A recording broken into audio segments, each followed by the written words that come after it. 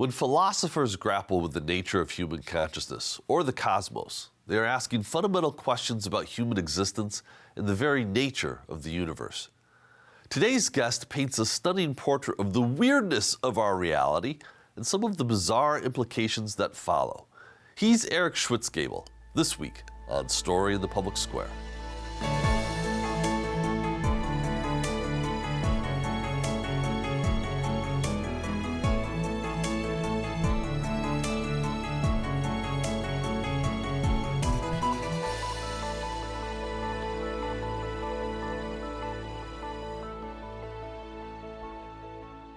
Hello and welcome to Story in the Public Square, where storytelling meets public affairs. I'm Jim Ludis from the Pell Center at Salve Regina University. And I'm G. Wayne Miller, also with Salve's Pell Center. And our guest this week is a professor of philosophy at the University of California, Riverside, and the author of a provocative new book, The Weirdness of the World.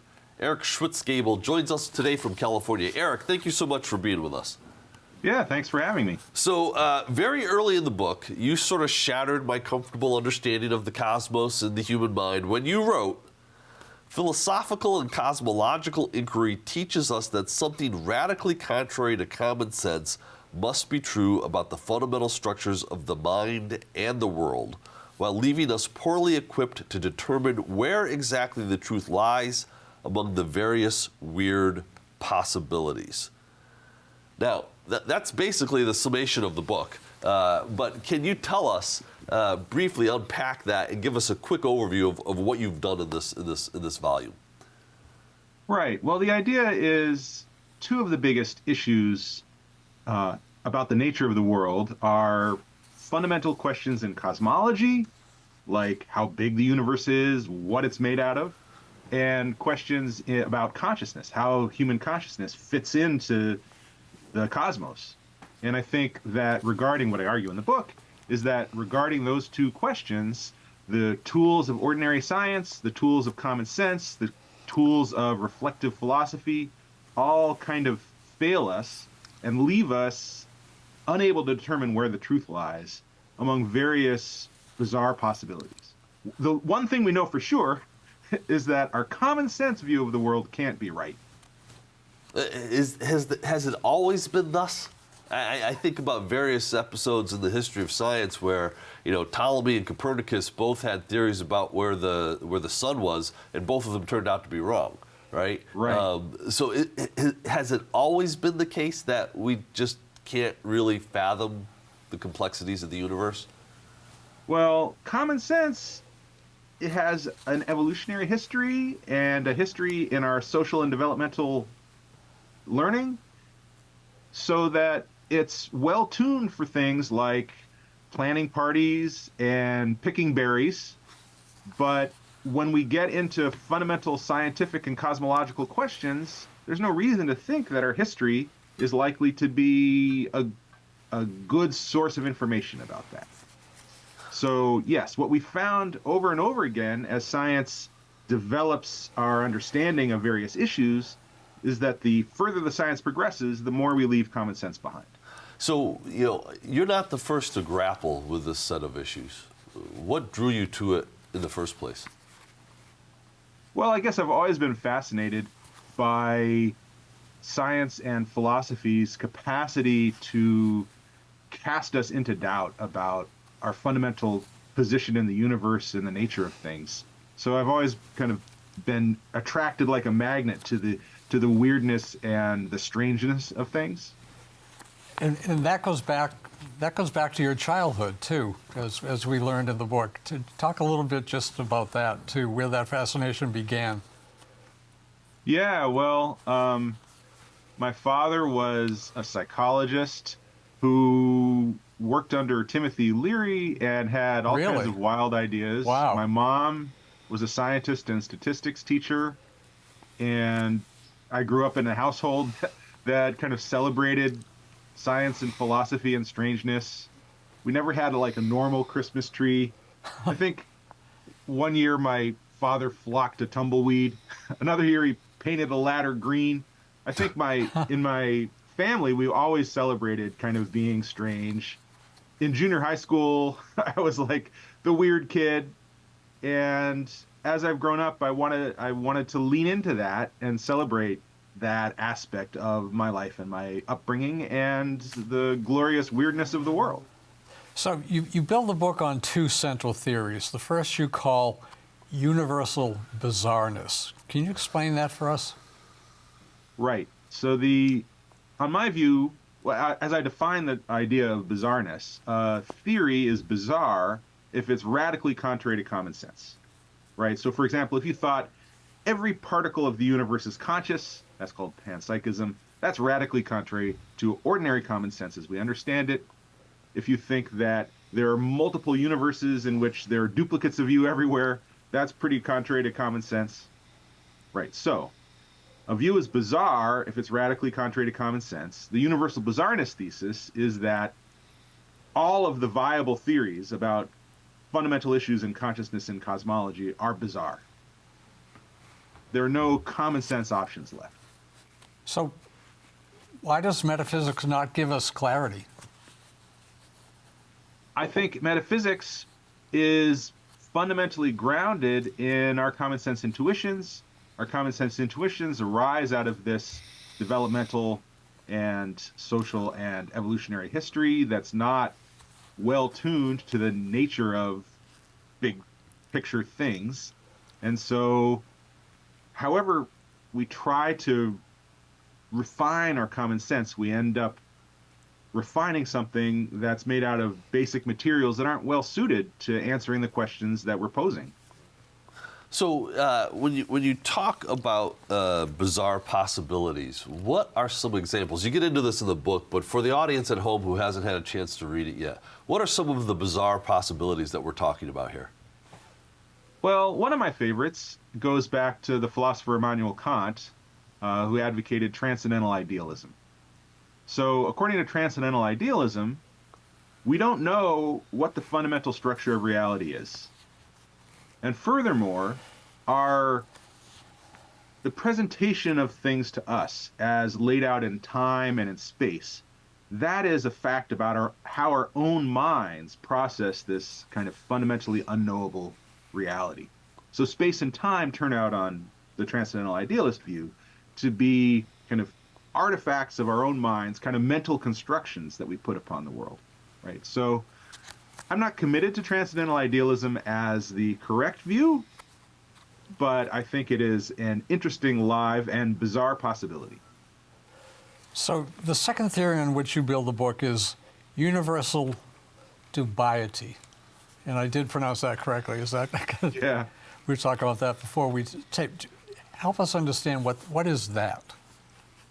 Right. So the idea is that there is no justifiable convergence on a single correct theory about these fundamental issues, right? Every option is dubious, right? So if you think about fundamental issues in consciousness and cosmology, you have a variety of bizarre options, and every single one of them is dubious, allows for substantial doubt.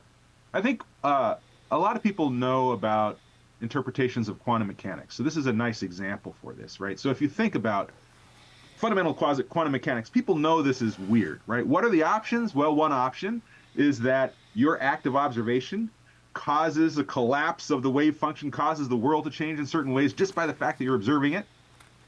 Another option is that the world is constantly splitting into duplicate versions of itself, right? So there are copies of you splitting off into many, many, many worlds, maybe infinitely many worlds. There are other options too. But all of these options are bizarre by the standards of ordinary common sense. And none of the options compel our consent, right? One of them must be true, or something else equally bizarre must be true. But we don't know where the truth lies among these bizarre possibilities.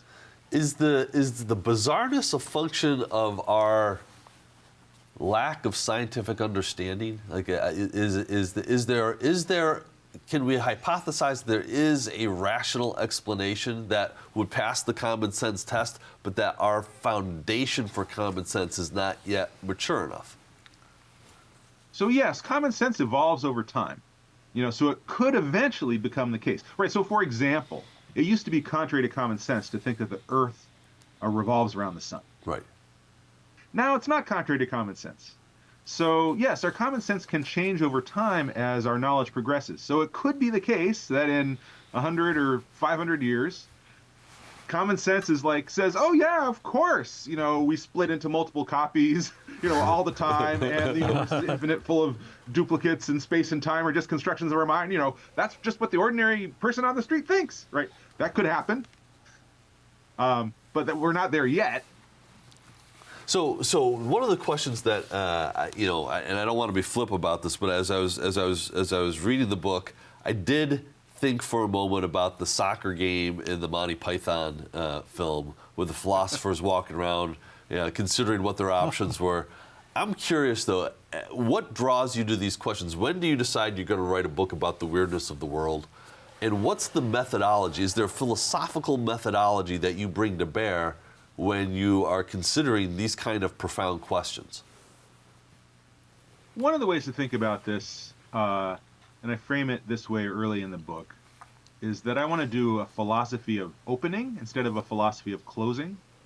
Right? So a lot of the ways that philosophers tend to work, and scientists tend to work, is there are a variety of options that we think of as live options, and then we try to figure out where the truth is among those various options, right? Maybe theories A, B, and C are all live theories, and you try to come up with an argument that theory A is right and theories B and C are wrong. Mm-hmm.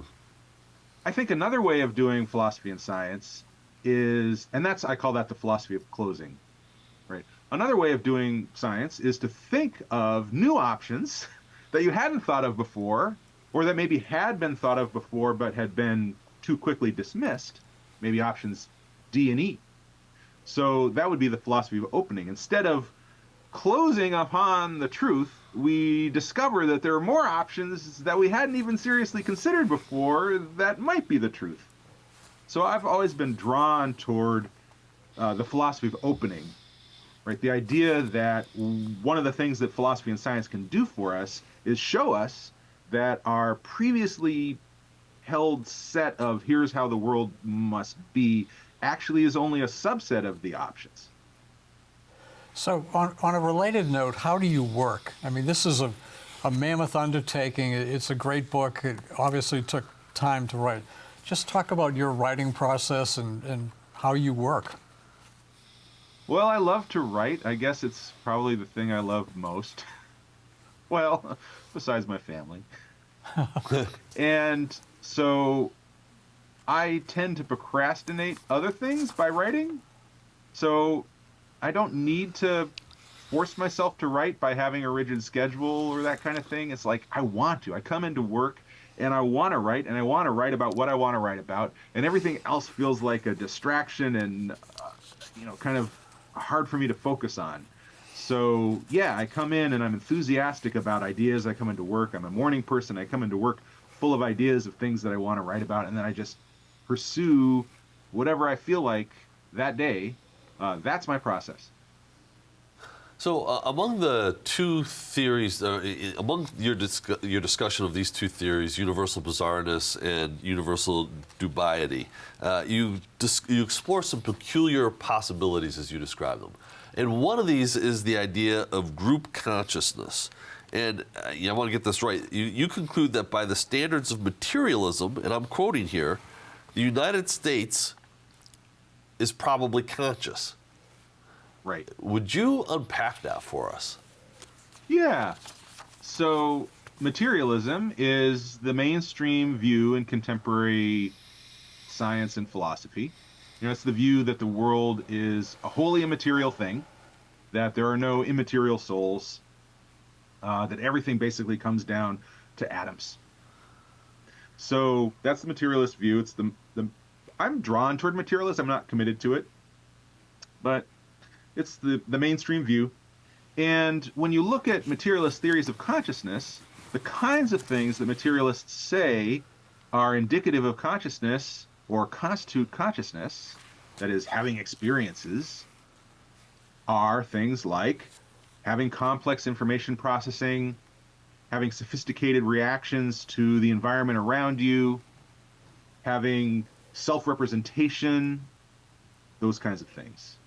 And all of these things are possessed by countries and other types of groups if you think of those countries or groups as concrete entities with people as parts. So, think of each person in the United States as kind of like a neuron in your brain.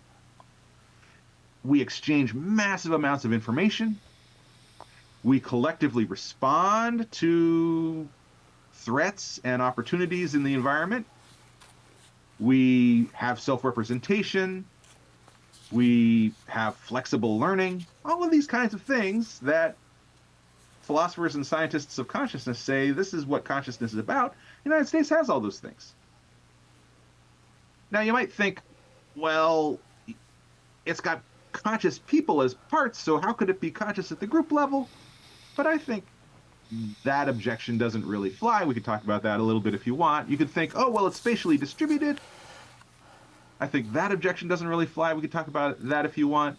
When I first had this idea back in the early 20-teens, I emailed a bunch of philosophers and said, what's wrong with this idea? And they came up with various objections. And in the book and in my articles, I attempt to address all those objections. I haven't yet found anybody who's come up with what I think of as a really compelling objection to the idea that there's group-level consciousness.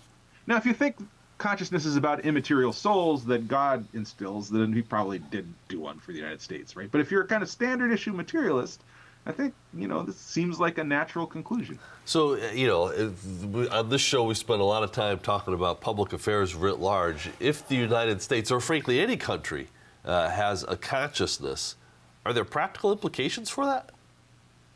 I don't think the practical implications are as big as one might think.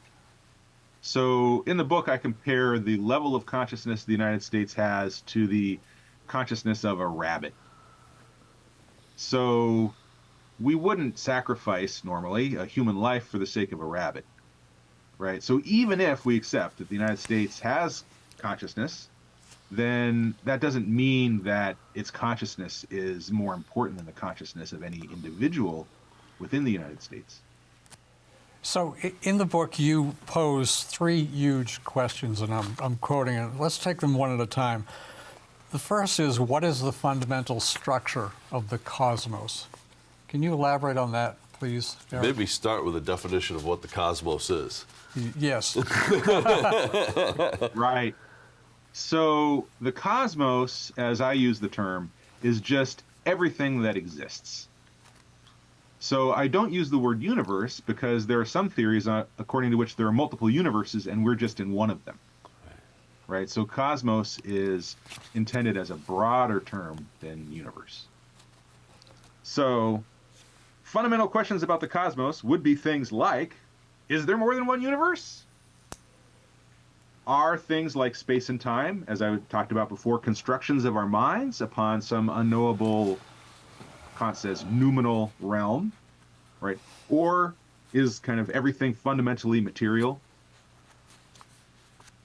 Those would be two really fundamental questions about the cosmos, where I think there are a variety of possible answers. We don't have decisive evidence in favor of one or another of those answers. So the second question is, how does human consciousness fit into the fundamental structure of the cosmos? Again, if you can give us a bit of an overview. Right. So historically, there have been three main approaches to thinking about how consciousness and the rest of the world relate. On materialism, all there is material stuff, atoms basically, right? And consciousness somehow is a configuration, a complex configuration of that fundamental material stuff. On substance dualism, there are two kinds of things fundamentally, right? There's material stuff, and then there's immaterial stuff, conscious souls, right? If you think there's an afterlife, then you might be, not everybody who thinks there an afterlife is, but if you think there's an afterlife and you've got an immaterial soul that's going to that afterlife, then you're probably some kind of substance dualist. And then there's a third set of positions called idealism, which holds that mental states are fundamental, and what seems to be the material world around us is in fact a configuration of our mental states. And then there are a variety of other kind of even stranger options, but those would be some of the ways in which you might think about the relationship between consciousness and the rest of the cosmos. So the third big question is, what should we value? What should we value? Right. So I don't know the answer to any of these questions. Let me give you one example, right? So there's a position called hedonic utilitarianism. And according to this is a classic position that you see in, say, John Stuart Mill. And there are plenty of contemporary advocates of this view, too. So according to this view, the only thing that's intrinsically good is pleasure. And the only thing that's intrinsically bad is pain. And so what we should do is just whatever maximizes the amount of pleasure relative to the amount of pain. So if you accept this view, then the best thing we could do, probably, would be to take all of the material in the solar system and then turn it into one giant, like, super happy computer. Like, imagine a bunch of ecstatic experiences happening, and it's got trillions and trillions times more happiness than any human could have, right? That would be, on hedonic utilitarianism, kind of the very best thing we could do. Now, other people might think, that actually is a little bit of a nightmarish scenario, right? You don't want to do that. Instead, what matters is things like artistic accomplishment and friendship and morality, and these things can't be reduced to just the value of pleasure versus pain, right? So that's like a fundamental debate about value in philosophy.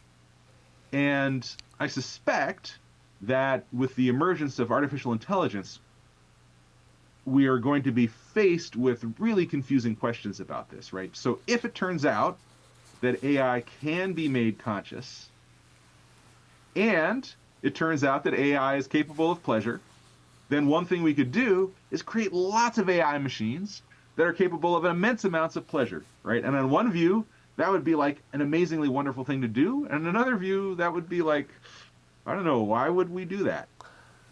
So I think there are a bunch of questions about value that are very difficult to settle. And as we head into the technological future, these questions might become even more important and confusing than we now view them as. So how should we try to settle those issues then? If we're entering a world of profound technological change, and our understanding of humanity's role in it is at question, how can we discern what's right, what's ethical, what's appropriate? Right. Well, we don't have any really good tools to do that. That's my view, right? So common sense is used to ordinary vertebrate animals, us, and the possibilities that might exist in the future. We don't have good theories. I think we're kind of, with respect to theories of value, we're kind of in a similar position as Aristotle was. If you think about Aristotelian physics as applied to spaceflight, right, I think our current commonsensical and theoretical understandings of value are kind of like that, right? We're headed toward possibly, not sure this is true, but we're headed toward possibly a future with AI systems that are very difficult for us to understand. Our current value systems are going to be as inadequate to this as Aristotelian physics was for spaceflight. What do I recommend in light of that? I recommend that we have an open mind and not settle too quickly on this is how it's got to be, and let things gradually and cautiously unfold so that future generations can figure out and have the freedom to figure out things that are beyond our current understanding. We've got about 30 seconds, but you grapple with this in the book, and I need you to do quick justice to this. Are we living in a simulation? I have about a 1% credence that we are. I think it's pretty unlikely. So you're saying there's a chance? I'll totally rule it out. And so you might not actually be real. I won't be offended if your guests worry that I might not be real. This has been great. Eric Schwitzgebel, thank you so much. The book is The Weirdness of the World. That is all the time we have this week. If you want to know more about Story in the Public Square, you can find us on social media or visit pellcenter.org, where you can always catch up on previous episodes. For G. Wayne Miller, I'm Jim Ludis, asking you to join us again next time for more Story in the Public Square.